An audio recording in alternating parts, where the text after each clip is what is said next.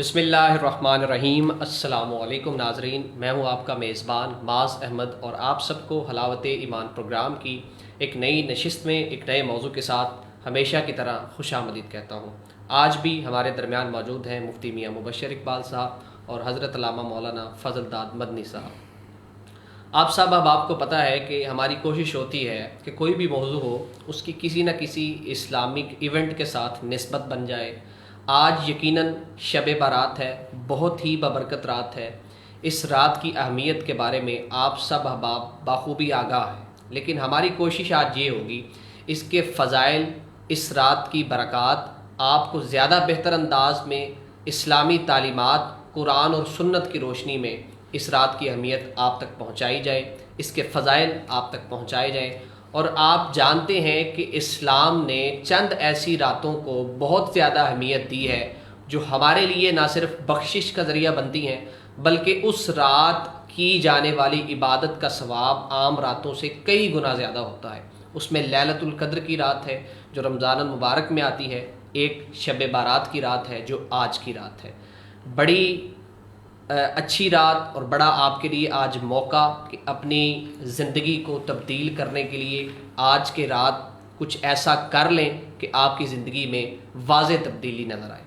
اور آج کی رات کرنا کیا ہے، عبادات کون سی کرنی ہے، کیسے آپ اپنی بخشش کروا سکتے ہیں، اور آج کے رات مغفرت کی دعا طلب کرنے کے بعد آئندہ زندگی کیسے گزارنی ہے، اور عبادات کا طریقہ کار کیا ہے جو آج کی رات آپ کو کرنی چاہیے، اور اس کے علاوہ شب بارات کے فضائل اور اس کی اہمیت، اس پر گفتگو کی جائے گی۔ تو سب سے پہلے میں ملتمس ہوں مفتی میاں مبشر اقبال صاحب سے، ہمیشہ کی طرح آج بھی وہ تلاوت کلام پاک سے اس پروگرام کا اور آج کی اس بابرکت رات کا آغاز کریں گے۔ مفتی میاں مبشر اقبال صاحب۔ اعوذ باللہ من الشیطان الرجیم، بسم اللہ الرحمن الرحیم۔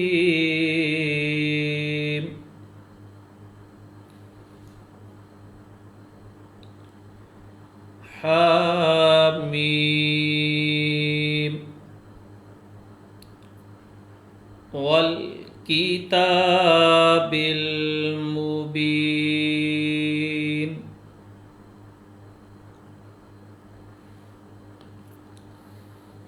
انا انزلناہ فی لیلۃ مبارکہ،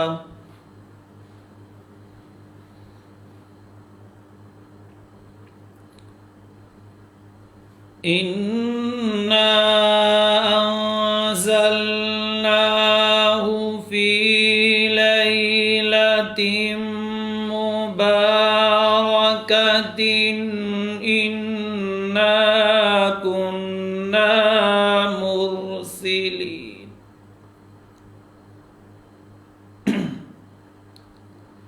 انا کنا مرسلین،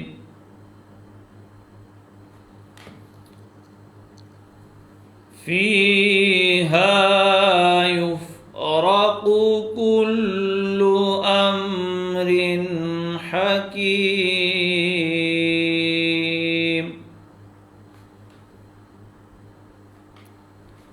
امرا من عندنا،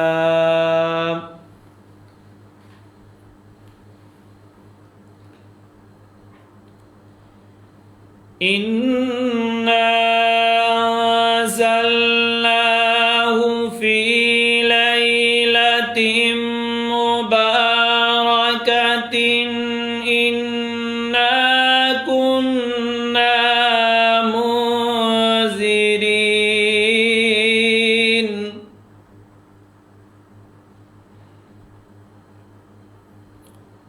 فیہا یفرق کل امر حکیم،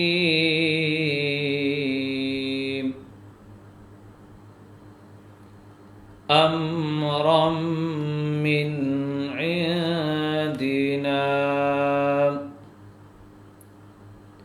إنا كنا مرسلين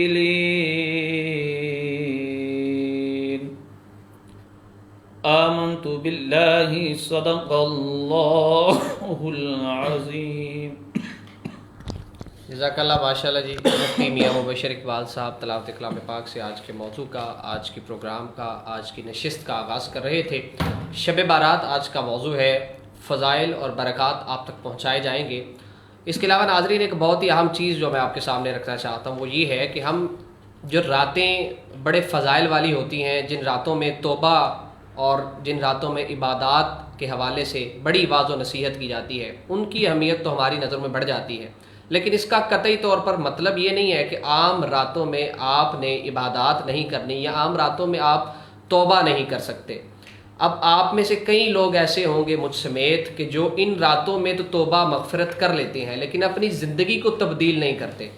تو یہ بات اہم ترین ہے کہ اگر آپ نے توبہ کے بعد اپنی زندگی میں بدلاؤ نہیں لایا، راہ راست پہ آپ نہیں آئے، آپ نے گناہوں کو نہیں چھوڑا، آپ نے اخلاقیات کا دامن نہیں تھاما، جھوٹ بولنا نہیں چھوڑا، تو پھر اس توبہ کا آپ کو فائدہ نہیں ہوگا. اس حوالے سے علماء کرام بھی موجود ہیں. یقیناً ان موضوعات اور آج کی رات کے حوالے سے جتنے بھی پہلو ہیں ان کو آج زیر بحث لائیں گے. لیکن میرا ذاتی طور پہ آپ کو میسج یہ ہے کہ آج اللہ تبارک و تعالیٰ کی بارگاہ میں گڑ گڑائیں، توبہ اور مغفرت طلب کریں، لیکن اس کے بعد اپنی زندگی میں ایسی تبدیلی لائیں کہ لوگوں کو نظر آئے اور خود آپ کا اندر آپ کا ساتھ دے، آپ کا ضمیر آپ کا ساتھ دے کہ واقعی آج کی رات کے بعد میں راہ راست پہ آ چکا ہوں، میری زندگی میں تبدیلی آ چکی ہے. تو بلا تاخیر آج کی رات کے برکت کی نسبت سے آج کے موضوع کا باقاعدہ آغاز سوالات سے کریں گے. سب سے پہلے میاں مبشر اقبال صاحب ہمارے درمیان موجود ہیں. آپ سے میرا سوال میاں صاحب یہ ہے کہ شب بارات کے حوالے سے جو فضائل ہیں اس رات کے، ان کو ذرا اپنی نظریے سے اپنے علم کے مطابق ہمارے ناظرین تک پہنچائیے. بسم اللہ الرحمن الرحیم. الحمدللہ عز و جل حلاوت ایمان پروگرام کی ایک نئی نشست میں حاضر خدمت ہیں. آج کا ہمارا موضوع شب بارات، توبہ کی رات، اس میں گفتگو کرنی ہے. یہ شب بارات، شب عربی زبان فارسی زبان کا لفظ ہے اور اس کا معنی رات ہوتا ہے، اور برات خلاصی کی رات، توبہ کی رات، نجات کی رات. آج کی جو بابرکت رات ہے، اس رات میں نبی علیہ السلام کے فرامین موجود ہیں. اس رات کی عظمت اور فضیلت حضرت عائشہ صدیقہ رضی اللہ تعالی عنہا روایت کرتی ہیں کہ شعبان کا نصف تھا، یعنی 15ویں شب تھی، تو میں نے نبی علیہ السلام کو اپنے ہاں نہ پایا، تو میں نبی علیہ السلام کو تلاش کرنے کے لیے نکلی. سیدہ عائشہ صدیقہ رضی اللہ تعالی عنہا بیان کرتی ہیں کہ میں جنت البقیع میں گئی تو وہاں نبی علیہ السلام جنت البقیع میں قبرستان میں نبی علیہ السلام موجود تھے. صحیح. تو نبی علیہ السلام نے فرمایا کہ عائشہ، کیا تجھے خدشہ لاحق ہو گیا ہے کہ میں کسی اور کے پاس چلا گیا ہوں، ازواج میں کسی زوجہ کے پاس؟ فرمایا اے عائشہ، آج کی رات بڑی عظمت اور برکت والی رات ہے. اس رات میں اللہ تبارک و تعالی قبیلہ بنی کلب کی بکریوں کے بالوں کے برابر اللہ تبارک و تعالی گناہگاروں کی بخشش فرماتا ہے. اس وقت قبیلہ بنی کلب جو تھا، ان کی ہاں بکریاں بہت زیادہ تھیں. تو نبی علیہ السلام نے فرمایا یہ رات وہ عظمت اور فضیلت والی رات ہے. ایک اور روایت ہے، ابن ماجہ کی روایت ہے، حضرت علی کرم اللہ وجہ الکریم اس حدیث کے راوی ہیں. نبی علیہ السلام نے فرمایا اذا كانت لیلۃ النصف من شعبان فقوموا لیلہا وصوموا نہارہا فإن اللہ ينزل فيها لغروب الشمس إلى سماء الدنيا فيقول ألا من مستغفر فأغفر له ألا مسترزق فأرزقه ألا مبتلى فأعافيه ألا كذا ألا كذا حتى يطلع الفجر. حضرت علی کرم اللہ وجہ الکریم بیان کرتے ہیں کہ نبی علیہ الصلوۃ والسلام نے فرمایا کہ جب شعبان کی نصف رات آتی ہے، یعنی 15ویں شعبان آتی ہے، شب بارات آتی ہے، نبی علیہ السلام نے فرمایا قوموا لیلہا، اس کی رات کو تم قیام کرو، وصوموا نہارہا، نبی علیہ السلام نے فرمایا کہ اس کے دن کے روزے رکھو، صحیح، فإن اللہ ینزل فیہا، اس رات اللہ تعالیٰ اپنی شان کریمی کے تحت آسمان دنیا پر نزول فرماتا ہے۔ سبحان اللہ۔ اللہ تبارک و تعالیٰ فرماتا ہے الا من مستغفرین، ہے کوئی بخشش طلب کرنے والا، مجھ سے معافی مانگنے والا، فاغفر لہ، تو میں اس کو معاف کر دوں، الا مسترزق، ہے کوئی مجھ سے رزق مانگنے والا، میں اس کو رزق عطا کر دوں، ہے کوئی مصیبت میں مبتلا، ہے کوئی ایسا بندہ جو کوئی مصیبت میں مبتلا ہے، فاعافیہ، تو میں اس کو عافیت دے دوں، میں اس کو معاف فرما دوں، صحیح، الا قضا الا قضا، نبی علیہ السلام نے فرمایا اللہ تعالیٰ اس طرح فرماتا رہتا ہے، آواز لگاتا رہتا ہے، اللہ تبارک و تعالیٰ کی رحمت آوازیں دیتی رہتی ہے، حتیٰ یطلع الفجر، یہاں تک کہ فجر طلوع ہو جاتی ہے۔ اب اس حدیث مبارکہ کے اندر غروب شمس کا آیا کہ غروب شمس سے، جب سورج غروب ہوتا ہے اس وقت سے لے کر فجر کے طلوع ہونے تک اللہ کی رحمت آوازیں لگاتی ہے۔ اب اس حدیث مبارکہ سے بھی شعبان المعظم کی جو عظمت اور فضیلت والی رات ہے، امام بہقی نے دعوت کبیر کے اندر اس کو بیان کیا ہے۔ حضرت عائشہ صدیقہ رضی اللہ تعالی عنہا ہی اس حدیث کو روایت کرنے والی ہیں۔ وہ بیان کرتی ہیں کہ نبی علیہ الصلوۃ والسلام نے فرمایا، عائشہ تم جانتی ہو کہ اس رات کی فضیلت کیا ہے؟ تو حضرت عائشہ صدیقہ رضی اللہ تعالی عنہا عرض کرتی ہیں، یا رسول اللہ صلی اللہ علیہ وسلم، اللہ اور اس کا رسول بہتر جانتا ہے۔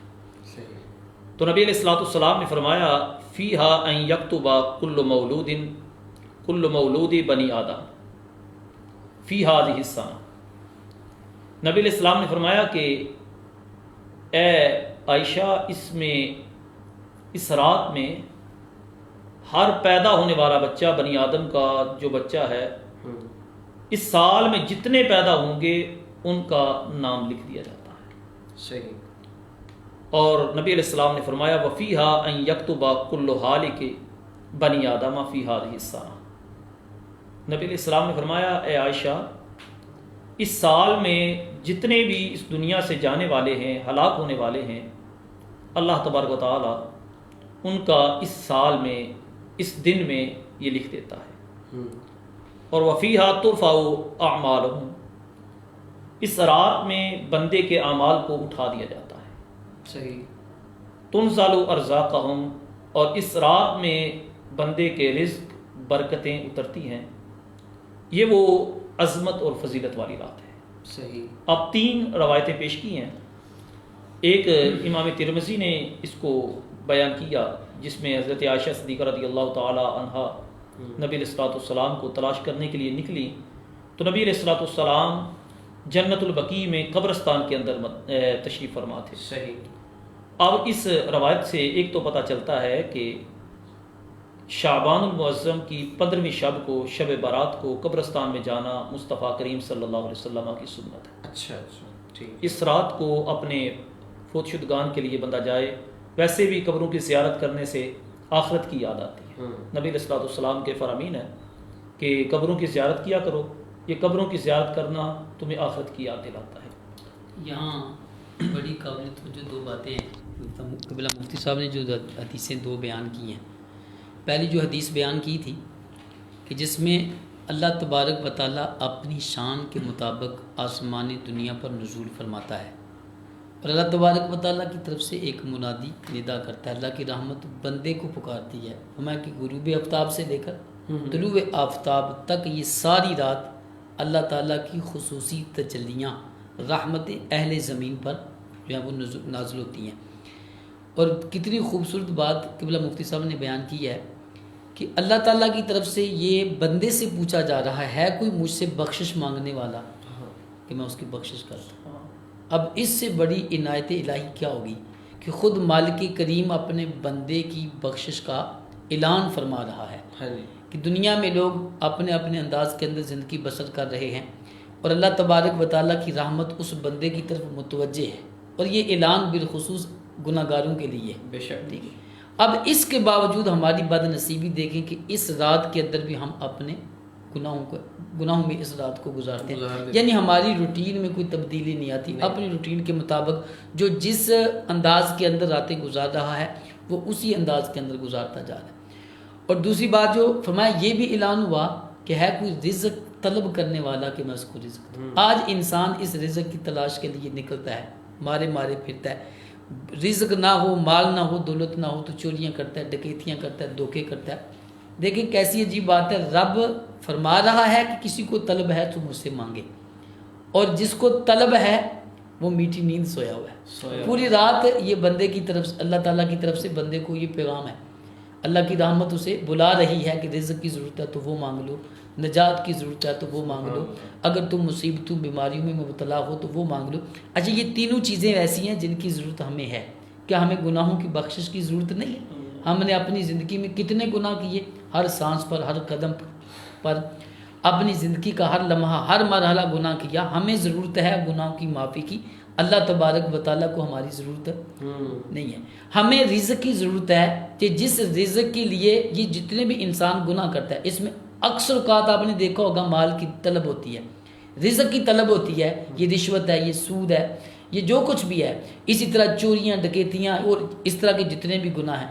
لیکن تعجب یہ ہے کہ جس بندے سے اللہ تبارک و تعالیٰ پوچھ رہا ہے، جس کی ضرورت ہے، جس کی طلب ہے، طلب ہونے کے باوجود وہ اللہ کی رحمت کی طرف متوجہ نہیں ہو رہا، وہ اپنے رب کے حضور مانگ نہیں رہا، وہ مصیبت میں اڑا ہوا ہے، مصیبتوں میں گرا ہوا ہے، مبتلا ہے، اذیتوں میں ہے، تکلیفوں میں ہے، بیماریوں میں ہے، جیسا بھی ہے. آج تو خود اللہ، ویسے تو اللہ تبارک و تعالیٰ کی رحمت ہر وقت ہی برستی ہے، تو آج تو خصوصی جو ہے اللہ تبارک و تعالیٰ کی طرف سے بندے کو یہ پروٹوکول مل رہا ہے. لیکن یہ ہماری بد نصیبی ہے کہ ہم ان راتوں کو کتنی بے دردی کے ساتھ ضائع کرتے ہیں. صحیح بات ہے.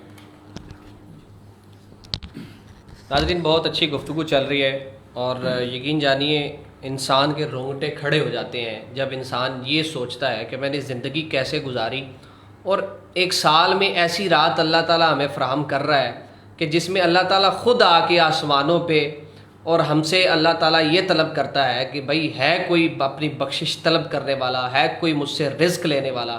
سارا سال ہم نے گناہوں میں گزارا اور ایک موقع اللہ تعالیٰ پھر سے دے رہا ہے ہمیں. ویسے تو سارا سال ہی موقع ہوتا ہے، لیکن چند راتوں کی میں پہلے بھی بتا چکا ہوں کہ اہمیت بڑھ جاتی ہے.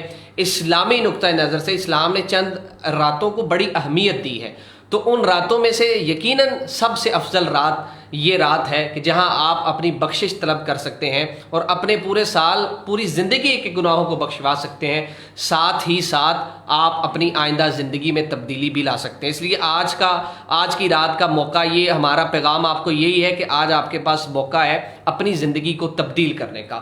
اگلا سوال میں جی حدیث بھی قبلہ مفتی صاحب اس پر ہے کہ 4 راتوں پر اللہ تبارک و تعالیٰ بلائیاں نازل فرماتے ہیں، رحمت، یعنی اللہ تعالیٰ کی رحمتیں تو بندے پر ہر وقت ہی برس رہی ہیں. اس لیے تو بندہ جو ہے وہ کھاتا ہے، پیتا ہے، چلتا ہے، سارے معاملات کرتا ہے. لیکن میں بالخصوص خصوصی طور پر 4 راتوں پر بندے کو اللہ تعالیٰ خصوصی انعامات اور بلائیاں عطا کرتا ہے. عید الفطر کی رات، عید الاضحیٰ قربانی کی عید کی جو ہے وہ رات، اور 15 شعبان المعظم جیسے کہ آج کی رات ہے، اور 8 اور 9 ذی الحجہ کی درمیانی یعنی جس کو یوم عرفہ کی رات جو ہے، یہ 4 راتوں پہ خصوصی اللہ تبارک و تعالیٰ کی طرف سے بندے کو انعامات ملتے ہیں. لیکن آپ دیکھیں انہی 4 راتوں کو اکثر انسان گناہ زیادہ کرتا ہے، نظر انداز کر دیتے ہیں. اس میں زیادہ جو ہے وہ عیاشی میں گھومتا ہے. جو عیدین کی راتیں ہیں کتنی عظیم راتیں ہیں یہ، لیکن انہی راتوں کے اندر وہ کھیل کود میں زیادہ بالکل ایسا ہی کرتا ہے. سوال میرا علامہ صاحب سے یہ ہے، علامہ صاحب بخشش کی رات ہے، توبہ کی رات ہے، شب برات بھی کہا جاتا ہے، ساتھ ہی ساتھ اللہ تعالیٰ رزق کا بھی، اللہ تعالیٰ اپنی رحمت کے حوالے سے بھی ہم سے مخاطب ہے. لیکن ساتھ ہی ساتھ یہاں پہ سب سے زیادہ اس رات کو دیکھا جاتا ہے وہ توبہ کے حوالے سے بڑا اس کو دیکھا جاتا ہے کہ اس رات میں اگر آپ اللہ تعالیٰ سے توبہ کریں گے تو آپ کی بخشش ہو سکتی ہے. تو توبہ کی اہمیت کے حوالے سے ہمارے ناظرین کو آگاہ کیجیے گا. توبہ کا دروازہ تو اللہ تبارک و تعالیٰ کے فضل اور نبی کریم صلی اللہ علیہ وسلم کی رحمت کے صدقے تو اہل ایمان کے لیے ہر وقت کھلا ہے، آخری سانس تک. جب چاہے جس وقت چاہے اللہ تعالیٰ کے حضور وہ توبہ کر سکتا ہے. لیکن ان راتوں کے اندر توبہ کی اہمیت اور بھی بڑھ جاتی ہے. اس میں انسان تھوڑی عبادت کر کے اللہ تعالیٰ کی طرف اپنے تہ دل سے جب متوجہ ہوگا تو رحمت خداوندی زیادہ ہی بندے پر جو ہے وہ نازل ہوں گی. دیکھیں توبہ جو ہے یہ انسان کے گناہوں کو محو کر دیتی ہے، ختم کر دیتی ہے. جیسا کہ حدیث میں فرمایا التائب من الذنب کمن لا ذنب لہ، میں کہ گناہوں سے توبہ کرنے والا ایسا کہ جیسے اس نے گناہ کیا ہی نہیں. یعنی وہ گناہ سے جب اللہ تعالیٰ کے حضور تہ دل سے اپنے گناہوں کی معافی مانگتا ہے تو اللہ تبارک و تعالیٰ اس بندے کے گناہ کو ایسے معاف کر دیتا ہے میں ایسا کہ جیسے اس نے زندگی میں کبھی گناہ ہی نہیں کیا. یعنی وہ بالکل گناہوں سے کیا ہو جاتا ہے، پاک اور ستھرا ہو جاتا ہے. تو اس لیے توبہ جو ہے اس کی اللہ تعالیٰ کی طرف رجوع کرنا، اپنے گناہوں کا اقرار کرنا، اسی کو توبہ کہتے ہیں. اپنے گناہوں پہ شرمندگی جو ہے محسوس کرنا، تو اسی چیز کو جو ہے وہ توبہ کہا جاتا ہے. تو نبی کریم صلی اللہ علیہ وسلم نے اس بات کی وضاحت کی. اور ایک جو ہے وہ بڑی خوبصورت ترمذی شریف کی حدیث ہے. رسول اللہ صلی اللہ علیہ وسلم نے فرمایا کہ ایک بندہ گناہ کرتا ہے، فرمایا کہ ان عبدن اذنب ذنبا، ایک بندہ گناہ کرتا ہے اور اللہ تبارک و تعالیٰ کی بارگاہ میں عرض کرتا ہے فقال ربی اذنبت، اللہ کریم میں نے گناہ کیا فاغفر لی، مجھے معاف کر دے. تو فرمایا کہ اب اللہ تبارک و تعالیٰ کی اپنے بندے کی طرف رحمت اور محبت کا انداز دیکھیں کہ بندے نے ایک مرتبہ کہا، اس بات کا اقرار کیا کہ مولا مجھ سے گناہ ہوا لہذا تو مجھے معاف فرما دے. حدیث میں یہ اللہ تعالیٰ کی طرف سے بندے پر رحمت کا ایک خاص انداز ہے.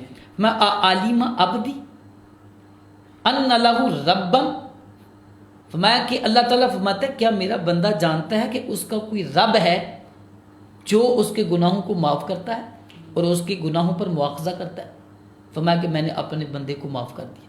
میں ثم ماکث ما شاء اللہ، میں پھر وہ جب تک اللہ چاہتا ہے وہ گناہ سے رکا رہتا ہے اور پھر ایک وقت آتا ہے پھر اس سے گناہ ہو جاتا ہے. وہ پھر اللہ تعالیٰ کی بارگاہ میں آ کر عرض کرتا ہے مولا مجھ سے گناہ ہوا معاف کر دے. فرمایا اللہ تبارک و تعالیٰ اسے معاف فرما دیتے.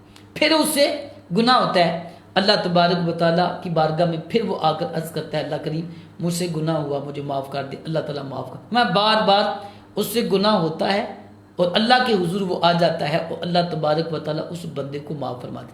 اب یہ بخاری کی روایت ہے. میں یہاں تک کہ اللہ تعالیٰ حدیث میں 3 سلاسن کے الفاظ ہیں کہ 3 دفعہ معاف فرماتا ہے. اس کا مطلب یہ ہے کہ وہ بار بار گناہ کرنے کے بعد اللہ کے حضور رجوع کرتا ہے، گناہ کرتا ہے، رجوع کرتا ہے، گناہ کرتا ہے. یہ 3 یہ جو تعیین نہیں ہے بلکہ فرمایا کہ بار بار گناہ کرتا ہے اور بار بار رب کے حضور آتا ہے. اللہ تبارک و تعالیٰ فرماتا ہے کہ میں نے اسے معاف کر دیا، اب جو چاہے کرے. اچھا، یعنی کہ اب اس کو اللہ، یہ اصل میں حدیث میں یہ بیان کرنے کا مقصد کیا ہے کہ جب بھی گناہ ہو تو اللہ سے معافی مانگو. اب یہ نہ کہو کہ یار میں تو توبہ کرتا ہوں پھر گناہ ہو جاتا ہے مجھے تو بار بار کیسے میں معافی مانگوں، گناہ تو میں بچ نہیں سکتا. لیکن میں رب کو یہ پسند ہے، وہ بندہ پسند ہے کہ جو بار بار اپنے رب سے معافی مانگتا ہے، بار بار اپنے رب کے حضور رجوع کرتا ہے. لیکن علامہ صاحب معذرت چاہتا ہوں یہاں پہ نیت یہ نہیں ہونی چاہیے انسان کی کہ میں خیر یہ توبہ کر لوں گناہ. یہ اللہ تعالیٰ کی رحمت، یہ اللہ تعالیٰ کی رحمت. اس میں نا ایک چیز ہے جس طرح آپ نے بولا کہ یہ نہیں ہونا چاہیے کہ میں ابھی کر لیتا ہوں بعد گناہ کر لیتا ہوں بعد میں توبہ کر. توبہ کے نا اصل میں ارکان ہے. صحیح ہے. توبہ کے 3 رکن ہیں. صحیح ہے. توبہ اس وقت توبہ ہی نہیں ہے جب تک یہ 3 چیزیں نہیں پائی جائیں گی. ٹھیک ہے. پہلی چیز یہ ہے کہ ماضی میں جو کام کیا اس پر ندامت بندہ. صحیح ہے. شرمندہ ہو بندہ اللہ کی بارگاہ میں یہ کہے یا اللہ جو میرے ماضی میں کیا ہے نا گناہ یا اللہ اس کو بخش دے اور آئندہ نہیں. ٹھیک ہے. دوسرا یہ ہے ترک گناہ. ٹھیک ہے. اس گناہ کو چھوڑ دے، ختم کر دے. تیسرا یہ ہے پکا عزم، پختہ ارادہ کرنا. صحیح ہے. کہ میں آئندہ زندگی میں کبھی بھی یہ گناہ نہیں کروں گا. صحیح ہے. جب تک یہ 3 رکن نہیں پائے جائیں گے اس وقت تک توبہ نہیں ہے. صحیح ہے ٹھیک ہے، یہ جو آپ نے ابھی بات کی ہے نا، ٹھیک ہے، یعنی انما الاعمال بالنیات، نیت اصل میں نیت اللہ آپ کی تبارک و تعالیٰ کی رحمت اور اللہ تعالیٰ کا اپنے بندے کی توبہ کو قبول کرنے کو حدیث مبارکہ میں بیان کیا گیا۔ اچھا۔ اس کا ہرگز یہ مطلب نہیں ہے کہ توبہ کی نیت سے گناہ کرنا، اس میں علماء نے اس کو کفر لکھا ہے۔ اچھا، اس ارادے سے گناہ کرنے کے بعد میں توبہ کروں گا، اس ارادے سے گناہ کرنا یہ ہمارے ناظرین کے لیے بڑا اہم میسج ہے یہ۔ توبہ کرنا نہیں، توبہ سچے دل سے ہو، ہاں فطرت انسانی، ایک بشری فطرت کے مطابق انسان سے پھر کوئی گناہ سرزد ہوتا ہے تو وہ کریم ہے، اپنے بندے کو معاف کرتا ہے۔ اور حدیث مبارکہ میں یہ بھی ہے کہ فرمایا نبی کریم علیہ السلام نے کہ اللہ تبارک و تعالیٰ کو وہ بندہ پسند ہے جو بار بار رب سے توبہ کرتا ہے، صحیح، بار بار اللہ کے حضور جھکتا ہے، رجوع کرتا ہے۔ دیکھیں گناہ جو ہے یہ انسان کی فطرت ہے، صحیح ہے، ٹھیک ہے، گناہ انسان سے ہوگا، یہ تو پکی بات ہے کہ یہ گناہ کرتا ہے۔ یہ اتنا بڑا جرم نہیں جتنا بڑا جرم یہ ہے کہ گناہ کرنے کے بعد اس کو تسلیم نہ کرے، گناہ کرنے کے بعد اللہ کے حضور رجوع نہ کرے، گناہ کیا اور اس کا اقرار نہ کرے، گناہ کیا اس کے باوجود وہ اپنے آپ کو گناہ گار نہ سمجھے، یہ تو خود اپنے اوپر توبہ کا دروازہ بند کر رہا ہے۔ دیکھیں توبہ کون کرے گا؟ جس کو اپنے جرم کا احساس ہوگا، صحیح ہے، جو خود کو مانے گا کہ میں گناہ گار ہوں، مانے گا کہ میں نے زیادتیاں کی ہیں، ظلم کیے ہیں، میں اللہ کا مجرم ہوں، تو ظاہر وہی توبہ کرے گا۔ اب جو بندہ خود کو اتنا پاک ستھرا سمجھے تو وہ توبہ کیسے کرے گا؟ وہ تو اپنے آپ کو بے گناہ سمجھ رہا ہے نا۔ تو گناہ کا تسلیم کرنا اللہ کی بارگاہ میں انتہائی پسندیدہ عمل ہے۔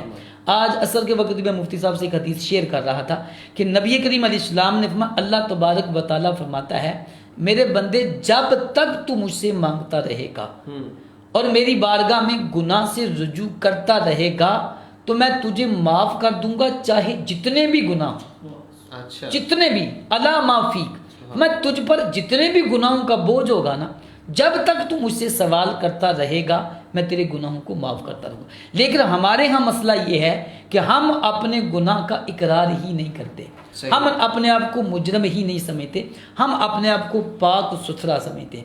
زندگی میں نمازیں پڑھی نہیں پھر بھی ہم گناہ گار اپنے آپ کو تسلیم نہیں کرتے۔ زندگی گزر گئی 40 50 60 80 سال، شاید گنتی کی نمازیں پڑھی ہوں گی، حالانکہ نماز نہ پڑھنا کبیرہ گناہوں میں شامل۔ دیکھیں سود کھایا لیکن پھر بھی ہم اپنے آپ کو یہ مانتے نہیں کہ ہم سود خور ہیں۔ زنا کیا نہیں کوئی انسان مانتا کہ میں نے یہ جرم کیا، شراب پی نہیں کوئی مانتا کہ میں شرابی ہوں، یعنی جھوٹ بولتا ہے جس پر اللہ تعالیٰ نے لعنت فرمائی لیکن نہیں وہ مانتا۔ یعنی میں وہ بندے کی زبان پر یہ لفظ کتنا ایک حیرت انگیز ہے کہ یار میں نے کیا کیا ہے، حالانکہ یہ وہ گناہ ہے جو اللہ رب العزت کی رحمت کو چیلنج ہے۔ دیکھیں سود، اس کے بارے میں فرمایا کہ یہ اللہ تعالیٰ سے اعلان جنگ ہے۔ شراب نوشی کتنا بڑا گناہ ہے، جھوٹ بولنا اس پر اللہ تبارک و تعالیٰ نے قرآن میں لعنت فرمائی۔ نماز نہ پڑھنا اس سے فرمایا کہ جو بندہ نماز دن میں ایک بھی نماز پڑھے شیطان بھی اس سے پناہ مانگتا ہے کہ میں نے تو ایک سجدہ نہیں کیا تھا، مجھے حکم ہوا کہ سجدہ کر آدم کو، میں نے ایک نہیں کیا تو ساری زندگی کے لیے مجھے بارگاہ رضائی خدا سے دور کر دیا گیا۔ تو اس کو تو 5 مرتبہ حکم ہوا ہے کہ نماز پڑھ، اس نے ایک مرتبہ بھی نہیں مانا تو اس کا حال کیا ہوگا؟ اور ہم کہتے ہیں ہم نے کیا کیا۔ یعنی یہ سب سے بڑا گناہ یہ کہ ہم اپنے جرموں کا اقرار نہیں کرتے، جبکہ اللہ تبارک و تعالیٰ نے رحمت کے دروازے کھولے اور اس کی رحمت ہمیں بار بار بار بار پکار رہی ہے کہ میری بارگاہ میں آ جاؤ، میں معاف کر دوں گا، مجھ سے معافی مانگ لو، میں تمہیں معاف کر دوں گا۔ لیکن مسئلہ یہاں یہ ہے کہ جولی ہی میری تنگ ہے تیرے ہاں کمی ہے۔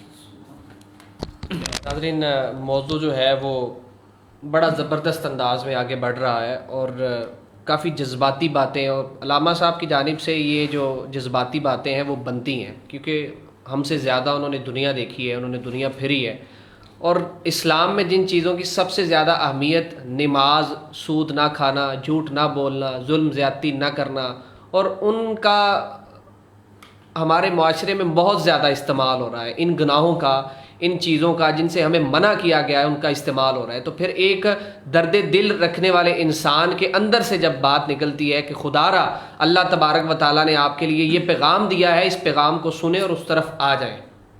اپنے موضوع کو آگے بڑھاتے ہیں اور میں مفتی میاں مبشر اقبال صاحب سے یہ سوال کروں گا کہ مفتی صاحب، کیا کوئی ایسے بھی افراد ہیں کہ آج کی رات بھی وہ توبہ کرے اللہ تبارک و تعالیٰ کی بارگاہ میں اور وہ نہ بخشے جائیں؟ کیا کوئی ایسے لوگ ہیں؟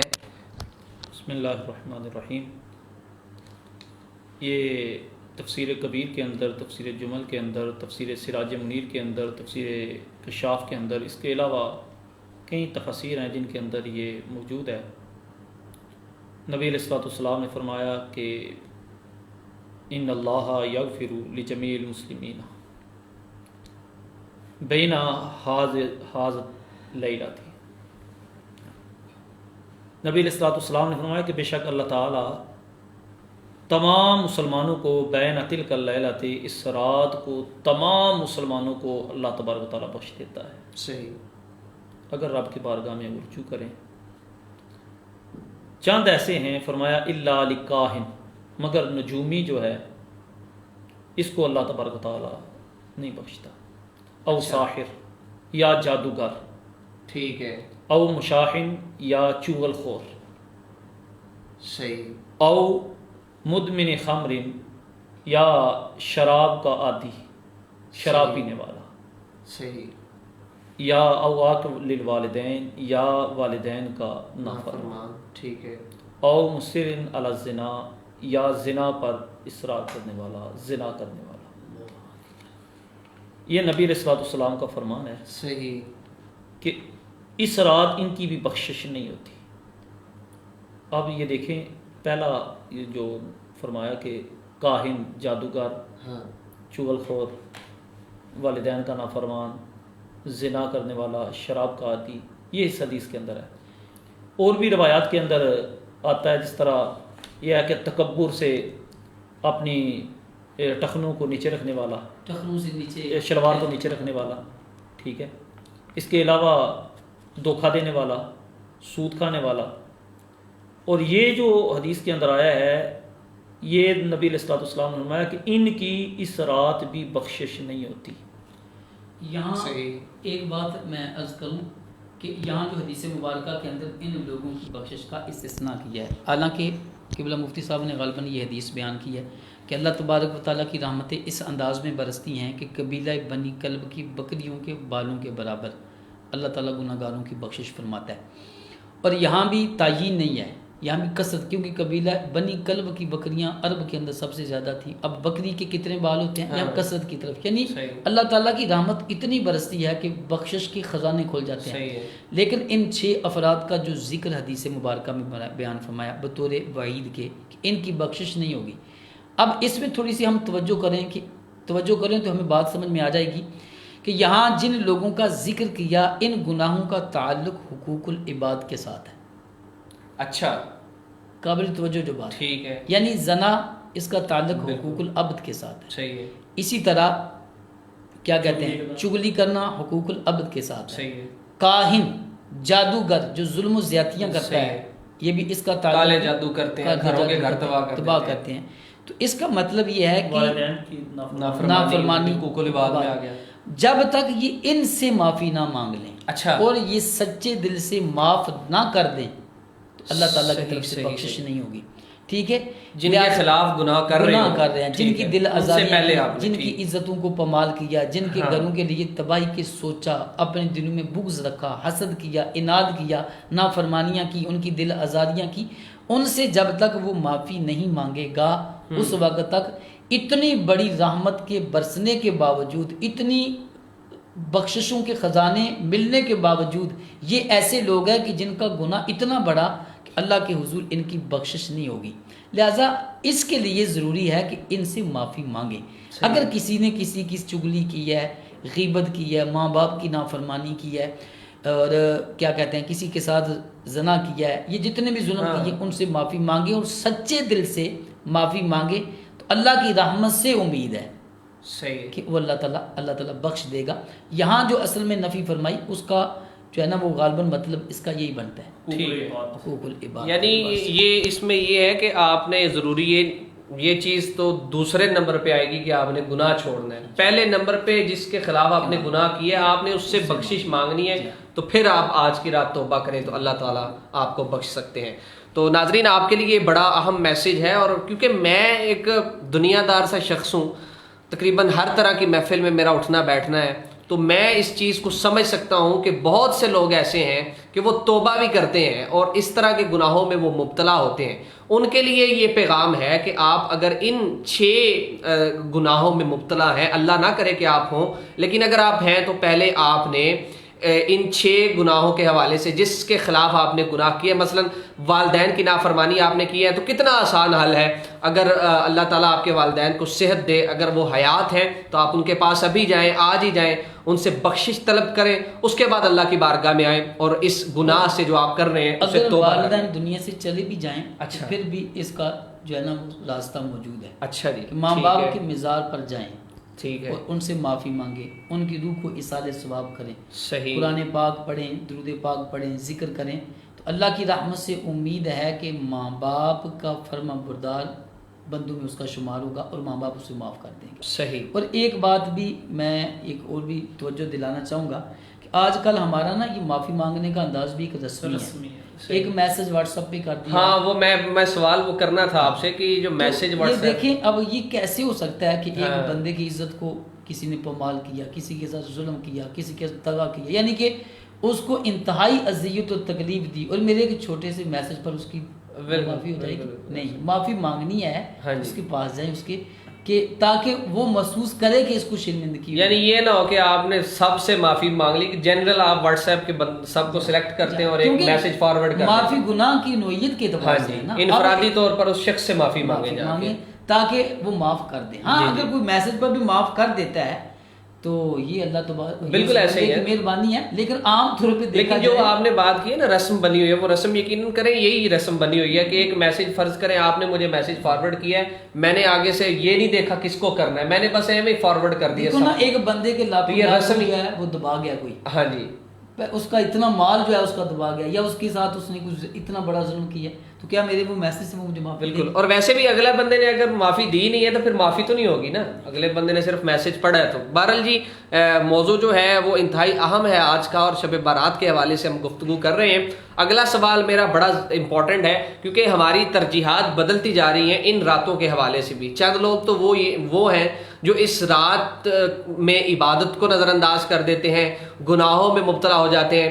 چند لوگ ایسے ہیں جنہوں نے ان راتوں کے ساتھ چند ایسی رسموں کو منسلک کر دیا ہے جن کا تعلق قطعی طور سے اسلام یا کسی مکتبہ فکر سے اس کا تعلق نہیں ہے. اس میں سب سے زیادہ عام چیز جو دیکھی جاتی ہے بچوں میں، بڑوں میں، اور خاص طور پہ شہروں میں یا دیہی علاقوں میں، قصبوں میں خاص طور پہ، کہ شب بارات پہ آتش بازی بہت کی جاتی ہے. تو آتش بازی کیا ہے، کیوں کی جاتی ہے، اور کیا اسلام میں اس حوالے سے اس کا حکم یا اس کی ممانت ہے؟ تو میں علامہ صاحب سے عرض کروں گا کہ یہ ہمارے ناظرین کو آگاہ کریں اس حوالے سے. یہ بھی بڑا اہم سوال ہے اور بڑی نازک رات ہے، جس رات کے اندر ہمیں تو اپنے دل کے ساتھ اللہ تعالیٰ کے حضور جھکنا چاہیے. لیکن یہ بھی ایک ہمارے لیے بڑی عجیب بات ہے کہ ادھر سے رحمت خداوندی برس رہی ہے اور ادھر سے آگ جو ہے وہ اوپر کی طرف بلند کی جا رہی ہے.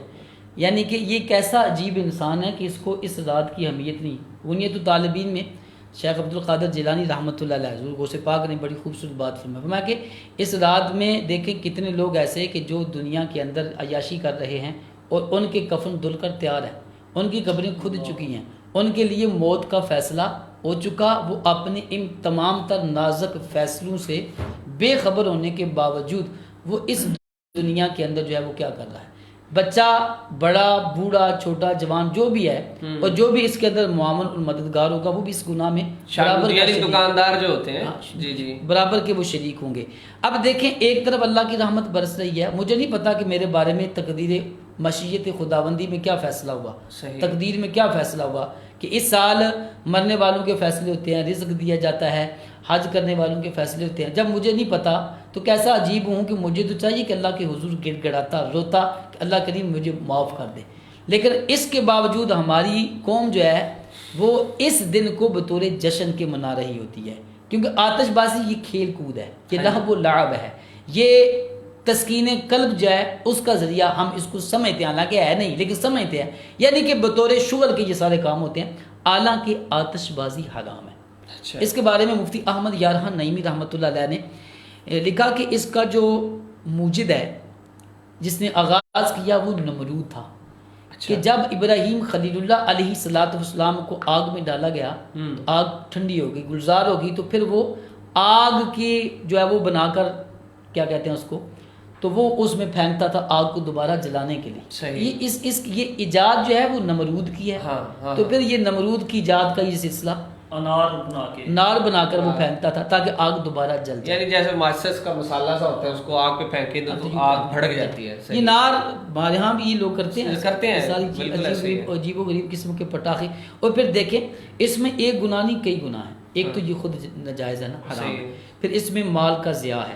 ایسے ہی ایسے ہی آپ فضول خرچی کے زمرے آئے گا. ویسے تو ہم روتے ہیں کہ مہنگائی اتنی، تو دیکھیں یہ کیسی. اچھا اس میں اہم چیز یہ ہے علامہ صاحب کہ اس میں چلے ایک باشعور طبقہ یا کہہ لیں 20-25 سال کی عمر کا نوجوان وہ شاید یہ نہ کرتا ہو، لیکن ہمارے والدین جو ہے ان کو نہیں سمجھ آ رہی کہ ہمارے چھوٹے چھوٹے بچے ہیں تو ان کو خود پٹاخے لے کے دے رہے ہیں. خیر ہے ٹائم پاس ہو جائے گا. خیر والدین کے لیے بھی یہ میسج ہونا چاہیے کہ یہ تجربے کی بھی باتیں ہیں کہ اس طرح کی راتوں میں کتنے نقصانات لوگوں کے ہو جاتے ہیں. جانیں چلی جاتی ہیں، گھروں کو آگ لگ جاتی ہے، مال ضائع ہو جاتا ہے، کپڑے جل جاتے ہیں، جسم کے اعضاء جلتے ہیں. یہ سارے یہ ایک گناہ کے زمرے میں کتنے گناہ. لہٰذا اس طرح کے معاملات سے ایسی شہروں کے اندر تو زیادہ ہوتے ہیں. پوری دکانوں کو آگ لگ جاتی ہے، بڑا نقصان ہو جاتا ہے کیونکہ یہ مسالہ ہی تو ہے سارا، تھوڑی سی آگ. بہرحال یہ اسلامی نقطۂ نظر سے بھی ممانت اس کی بیان کر دی علامہ صاحب نے، اور ویسے بھی پیسے کا ضیاع، مطلب ایک گناہ میں آپ کئی گناہ کر رہے ہیں. تو آج کی رات شب برات کے حوالے سے ہمارا موضوع جاری ہے، اور آخری ہمارا سوال ہے جو انتہائی اہم ہے کہ آپ کو یہ پتہ چل گیا کہ اس رات کی اہمیت کیا ہے. آپ نے اللہ تبارک و تعالیٰ کی بارگاہ میں گڑ گڑا کے توبہ مغفرت کے لیے دعا کرنی ہے ان لوگوں کے ساتھ جن کے خلاف آپ نے گناہ کیے، جن کے ساتھ مل کر آپ نے گناہ کیے، والدین کی اگر آپ نے نافرمانی کی ہے ان سے بخشش طلب کر کے اللہ تعالیٰ کی بارگاہ میں پھر آنا ہے. لیکن ایک اہم سوال یہ ہے کہ کیا کوئی مخصوص عبادات ہیں جو آج کے دن مسلمان کو کرنی چاہیے، کہ یا جنرلی آپ کچھ بھی مصلی پہ کھڑے ہو کے پڑھ سکتے ہیں، یا عبادات کے اندر کوئی ترجیحات ہیں کہ کس عبادت کو ہمیں ترجیح دینی چاہیے؟ اس حوالے سے علامہ صاحب ہمیں بتائیں گے کہ آج کی رات میں علامہ صاحب ہمارے جو ناظرین ہیں ان کو بتائیے کہ وہ کون سی عبادات کریں اور کس طرح سے وہ عبادات کی جا سکتی ہے. عبادت جو ہے ویسے تو اللہ تبارک و تعالیٰ کی طرف سے بندے کے لیے یہ راستہ کھلا ہوا ہے، جب چاہے کرے. اس رات کے اندر خصوصی فضیلتیں ہیں مختلف عبادات نوافل کی، لیکن میں یہ سمجھتا ہوں شریعت کا حکم بھی یہ ہے کہ جہاں ہم اس رات کو پوری رات جاگتے ہیں، بعض لوگ جو ہے اس نوافل پڑھتے ہیں نا، نوافل کا بھی ایک انداز کئی اولیاء اور علماء نے بیان کیا ہونا چاہیے. جو نفل پڑھتا ہے اس کو نفل بھی پڑھے، قرآن پاک کی تلاوت بھی کرے، نبی کریم علیہ السلام پر درود بھی پڑھے. لیکن سب سے اہم بات یہ ہے کہ ایک مسئلے کے اعتبار سے میں یہ عرض کروں گا کہ دیکھیں ہم وہ لوگ ہیں کہ ہم نے اپنی زندگی، ہماری جو زندگی گزر گئی، ہم نے کتنی نمازیں قضا کی ہوں گی. یہ بڑا اہم مسئلہ ہے. اچھا یہ بڑی اہم چیز ہے، اس کو ہم بڑے بے دردی کے ساتھ نظر انداز کرتے ہیں. دیکھیں آپ ساری رات نوافل پڑھیں لیکن آپ نے زندگی میں فرض تو ادا کیے ہی نہیں ہے. حالانکہ نوافل کی قبولیت فرضوں پر موقوف ہے. اچھا وہ روایت ہے نا جس کے اندر یہ آتا ہے کہ یہ جب تک بندہ اپنے فرائض ادا نہیں کرتا اس وقت تک نفل جو ہے یہ معلق رہتے ہیں. معلق رہتے ہیں. صحیح. ان کی قبولیت فرائض پر موقوف ہے. سب سے پہلا ہے جو ہم پر فرض ہے نماز. ٹھیک ہے. یہ رات آپ ساری رات اپنی نماز قضا جو ہیں ان کو ادا کر لیں. قضا نمازوں کو دلائیں. اس پر اللہ کی رحمت سے دونوں کام ہو جائیں گے. نوافل کا ثواب بھی مل جائے گا اور فرائض بھی آپ کے ذمے جو تھے وہ ساقط ہوں گے. اور پھر سچے دل سے ساتھ ساتھ توبہ کریں. یا اللہ جو مجھ سے قضا کرنا بھی گناہ ہے. ٹھیک ہے. نماز کو جان بوجھ کر قضا کرنا خود ایک گناہ. ایک ہے نماز نہ پڑھنا، یہ گناہ ہے. صحیح ہے. اور ایک ہے نماز کو قضا کرنا. فویل للمصلین الذین هم عن صلاتهم ساہون. فرمایا خرابی ہے ان لوگوں کے لیے جو اپنی نمازوں کو بھولے ہوئے ہیں. اس کی تفسیر کے اندر فرمایا کہ اس سے مراد وہ لوگ جو نمازوں کو وقت گزار کر ادا کرتے ہیں، یعنی نمازوں کو قضا کر دیتے ہیں. اب جو نمازیں ہماری رہ گئیں، سب سے پہلا کام تو ہمارا یہ ہے کہ ہم ان نمازوں کو کیا کریں. صحیح ہے. ان کی یہ سب سے بڑی عبادت ہے اور سب سے اہم عبادت ہے. جہاں آپ لاکھوں ہزاروں نوافل ادا کریں، ٹھیک ہے کرتے ہیں، اس پر اعتراض نہیں ہے. لیکن بات یہ ہے کہ کیونکہ جیسے مفتی صاحب نے روایت بھی بیان کی ہے کہ یہ سب کچھ یہ مقبولیت فرائض پر موقوف ہے. اگر فرائض کی ادائیگی نہیں ہوگی تو یہ معلق رہیں گے. ٹھیک ہے نا. تو لہٰذا سب سے اہم کام اس رات میں یہ کہ جب آپ جاگ بھی رہے ہیں، آپ کو اللہ نے توفیق بھی دی ہے، آپ اپنے گھر میں یا مسجد میں مصلی پہ آپ بیٹھے ہیں تو پھر ارادہ کر لیں، نیت کر لیں کہ آج میں نے قضا نمازوں کو جو ہے وہ ادا کرنا ہے، اور اللہ کی بارگاہ میں سچی توبہ کریں کہ اب کے بعد میں نماز کا صحیح صحیح، یعنی یہ اسی طرح ہی ہو گیا ناظرین کہ جس طرح اگر آپ نے والدین کی نافرمانی کی ہے تو پہلے آپ نے والدین سے معافی طلب کرنی ہے، پھر اللہ تعالیٰ کی طرف رجوع کرنا ہے۔ اسی طرح آپ نے نوافل کی طرف تب جانا ہے جب آپ کی زندگی میں ترک شدہ جو آپ نے نمازیں نہیں پڑھی ان نمازوں کی قضا کریں، اس کے بعد آپ نوافل کی طرف آئیں۔ اور یہ بڑا ایک کنسیپٹ لوگوں میں ہے، خاص طور پہ جو لوگ آج کے دن عبادت بھی کرتے ہیں، چاہے وہ چلے نماز نہیں پڑھتے، یہ گناہ تو کرتے ہیں، لیکن آج کے دن تھوڑا سا ان کے ذہنوں میں آ جاتا ہے کہ آپ بابرکت رات ہے تو ہم چلیں تھوڑی عبادت کر لیں، تو ان کے لیے اہم ترین عبادت یہ ہے کہ پہلی جو فرض نمازیں جو انہوں نے چھوڑی ہیں وہ پڑھیں، اور اس کے بعد جب وہ مکمل ہو جائیں تو پھر اس کے بعد جو نوافل کے حوالے سے آپ علامہ صاحب نے جو گفتگو کی ہے یہ اس بندے کے بارے میں ہے کہ جو ویسے ہی جی مثلا کیا کرتے ہیں جناب، نمازیں ادا نہیں کرتے، ہاں جی، یہ رات آتی ہے مسجد میں ڈیرے لگا دیتے ہیں، ایسے ہم نے نا شام سے لے کر صبح تک مسجد میں رہنا ہے، ٹھیک ہے جی، صبح تک مسجد میں نوافل پڑھے، سب کچھ کرے۔ اب ان کے لیے استاد صاحب نے یہ فضیلت بیان کی ہے کہ ان کے لیے بہتر یہ ہے، افضل یہ ہے اور اعلیٰ یہی ہے کہ پہلے وہ فرض ادا کریں۔ اور اس میں ایک بات اور بھی ہے کہ بعض بندے سوچتے ہوں گے کہ یار میری تو 80 سال عمر ہے، میں نے تو زندگی میں ایک بھی نہیں پڑھی، تو اتنی ساری نمازیں میں کیسے کروں گا، تو وہ دل چھوٹا کر لیتے ہیں۔ ایسا نہیں کرنا چاہیے، آپ پکا ارادہ کر لیں کہ میں اپنی قضا نمازیں ادا کروں۔ صحیح ہے، آپ کرتے رہیں، اللہ تعالیٰ نے زندگی جتنی بھی لکھی ہے آپ کرتے رہیں اور اپنے رب کی رحمت سے امید رکھیں۔ دیکھیں شرمندگی جب آپ کو اپنے گناہ پر ہوگی اور آپ نے سچی توبہ کر لی ہے اور پکا ارادہ کر لیا کہ اب سے نماز قضا نہیں کروں گا، اور پچھلی نمازوں کا معاملہ تو آپ نے کور کرنا شروع کر دیا ہے، تو اللہ تعالیٰ بڑا رحیم ہے، اس کی رحمت سے امید ہے کہ اگر اس حالت میں اسے موت آئے گی تو وہ اپنی رحمت ضرور اس بندے کو عطا۔ وہ بندہ جو ویسے نمازی ہے، نمازیں پڑھتا ہے، جی اس کے لیے یہ ہے کہ اس رات کو اس طرح 6 نوافل ادا کرے، سورۃ فاتحہ پڑھے، سورۃ فاتحہ پڑھنے کے بعد ہر رکعت میں 50 مرتبہ سورۃ اخلاص کی تلاوت کرے، صحیح، ٹھیک ہے جی۔ اس کے بعد صلاۃ التسبیح ہے، ٹھیک ہے، 300 مرتبہ سبحان اللہ والحمد للہ ولا الہ الا اللہ واللہ اکبر وللہ الحمد، یہ 300 مرتبہ 4 رکعتوں کے اندر بندہ پڑھے گا۔ اس کا حدیث کے اندر بہت زیادہ فضیلت ملتی ہے کہ زندگی میں ایک بار پڑھیں، سال میں پڑھیں، ہفتے میں پڑھیں، جب بھی موقع ملے یہ نماز ادا کرنی چاہیے۔ یہ وہ ان لوگوں کے لیے جو جن کے نمازیں مکمل ہیں یا جو نمازی ہیں ان کے لیے یہ ہے کہ اس طرح نماز ادا کریں، درود شریف کی کثرت کریں، اس رات کو نبی علیہ الصلوۃ والسلام کی ذات پر درود پاک پڑھیں۔ اور ابھی ایک بھائی نے میسج میں کمنٹ میں ایک سوال کہا ہے کہ جھوٹ کے بارے میں بھی تھوڑی سی گفتگو ہو جائے، تو اس میں ہم بسا اوقات ہر معاملے میں جھوٹ بولتے ہیں، کوئی بھی کسی کا پتہ کرنے جائے تو ہم جھوٹ بولتے ہیں، کوئی کسی کو کال کرے تو اس وقت بھی جھوٹ بولتے ہیں، یہ جھوٹ حرام ہے، شریعت کے اندر یہ جھوٹ بولنا حرام ہے، اور نبی علیہ الصلوۃ والسلام نے اس کے بارے میں فرمایا کہ جو بندہ جھوٹ بولتا ہے، اور جھوٹ نفاق کی علامت قرار دیا گیا ہے، جیسا کہ آپ بے شک میں ہمارے یہ ایک پروگرام ہوا تھا، اس میں مفتی صاحب نے کہ جھوٹ منافقت کی علامت ہے، جھوٹ کا بولنا، وعدہ کی خلاف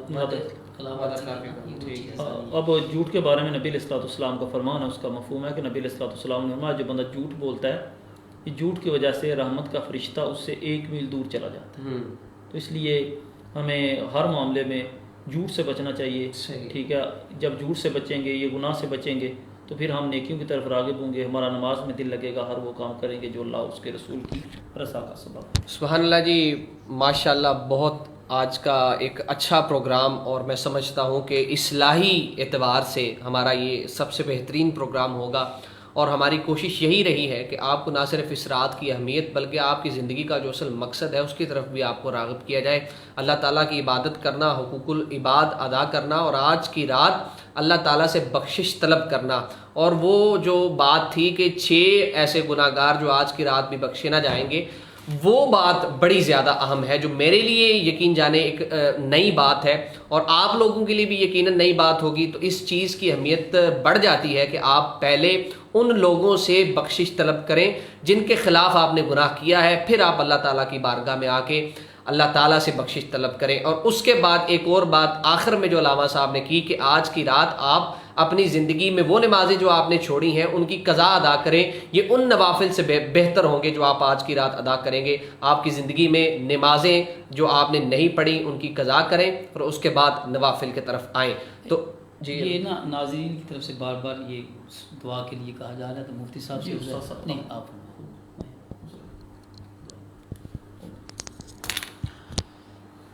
اللہم صلی وسلم وبارک علی سیدنا و مولانا محمد معدن الجود والکرم وعلی آلہ وصحبہ وبارک وسلم. یا رب العالمین یا رحم الراحمین یا حکم الحاکمین، اے رحیم و کریم مالک و مولا، بخشش و مغفرت کی آج کی رات ہم سب تیری بارگاہ میں اپنے گناہوں کی معافی مانگتے ہیں. تو کریم ہے، اپنے کرم کا صدقہ ہمیں معاف فرما دے.